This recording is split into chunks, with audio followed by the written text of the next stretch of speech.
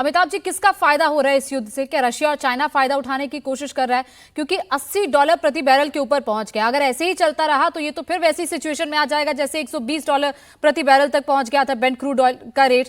तो क्या आने वाले दिनों में ये ऑयल का रेट भी और बढ़ सकता है? कौन फायदा उठा रहा है इस युद्ध से? किसका फायदा, किसका नुकसान?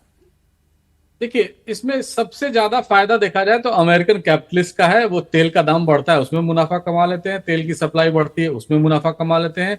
रूस का फायदा हो रहा है क्योंकि अब तक उसके तेल का बाजार बंद था, वो बेच नहीं पाता था। भारत जैसे देश खरीद नहीं पाते थे, उनका फायदा हो रहा है।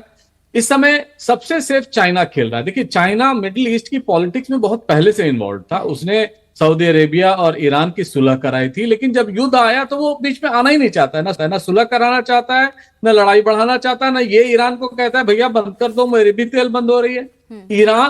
चाइना इस समय एक बखूबी जानता है कि ये युद्ध लंबा चलने वाला है और उसके बैकयार्ड में एक नया युद्ध हो सकता है आगे चल के ताइवान पर हो। इसलिए वो सेफ खेल रहा है। चाइना के पास इस समय तेल का रिक्वायरमेंट है और उसने अपने स्ट्रेटेजिक जितने भी रिजर्व्स थे उनको रिप्लेनिश कर लिया, फिर से भर लिया है। और इस बीच जो जो मेमोरेंडम अंडरस्टैंडिंग का 17 के बाद जो भी समय मिला उनको, उसमें यह भी कहा जा रहा है कि चीन के साथ जितने उनके तेल के व्यापार थे उन सारों का पैसा चीन ने ईरान को दे दिया है। तो ईरान अब उस पोजीशन में आ गया है कि लड़ पाए। तो इसमें फायदा सबका, घाटा सबका है। फायदा मैं ये कहूं, ईरान के साथ जब अमेरिका ने लड़ाई शुरू की थी तो एक एंड गेम डिसाइडेड होना चाहिए था। या तो ईरान को खत्म करो या छोड़ दो, लड़ाई ही ना करो। इस तरह घायल करके किसी देश को छोड़ना, मुझे लग रहा है आईआरजीसी पर उसका कंट्रोल बढ़ता जाएगा। और वो बड़ा फेमस डायलॉग आजकल चल रहा है ना, घायल हो इसलिए घायल घातक शेर हो। और वो खतरनाक। वैसी ही जी वैसे ही स्थिति अभी भी बनी हुई है। इसको एक कॉन्क्लूसिव फेज में अमेरिका को ले जाना होगा। ट्रंप साहब 24 घंटे में कुछ, 24 घंटे में कुछ करते रहते हैं। कम से कम आर्मी को तो खुला हाथ दे दें, मिलिट्री को भी तो खुली छूट दे दें कि जो करना चाहते हो करके आओ, बताओ क्या हुआ।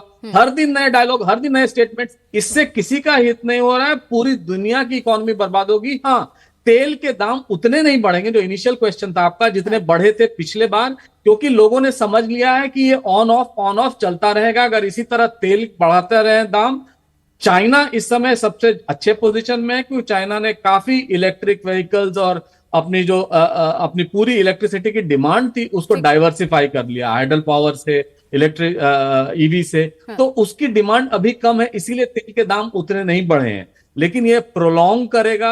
और मैं ये भी बता दूं, इसका कोई इमीडिएट सॉल्यूशन कोई भी खोज रहा है, चाहे ट्रंप, चाहे अमेरिका, चाहे ईरान, वो नहीं मिलने वाला है। आईआरजीसी इनको कंट्रोल करता है, वो अपना कंट्रोल बनाए रखने के लिए हमेशा इन पर अटैक करता रहेगा। प्रवीण जी, बिना एंड सोचे कि क्या होगा इस युद्ध का अंजाम, बिना सोचे ही युद्ध को शुरू कर दिया गया और युद्ध का दूसरा फेज भी अब शुरू कर दिया गया है।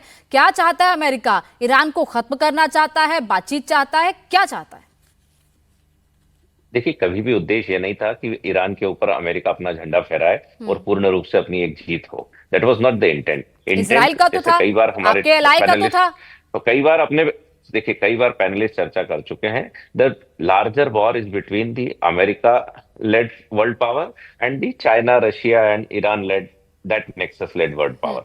उसको कमजोर करने के लिए वेस्ट एशिया में और पर्टिकुलरली गल्फ रीजन में चाइना का इन्फ्लुएंस कम करने के लिए अमेरिका की एक एक बड़ी ये मुहिम थी। उसमें अमेरिका काफी सफल हुआ है। और उससे भी ज्यादा जो न्यूक्लियर थ्रेट थी, ये केवल एक प्रेसिडेंट ट्रम्प को नहीं, पिछले 7 प्रेसिडेंट को अमेरिका की मल्टीपल इंटेलिजेंस एजेंसी यही रिपोर्ट देती थी कि nuclear powered, warhead powered Iran is most dangerous to American security and it's the biggest threat। उसको काफी हद तक न्यूट्रलाइज किया है।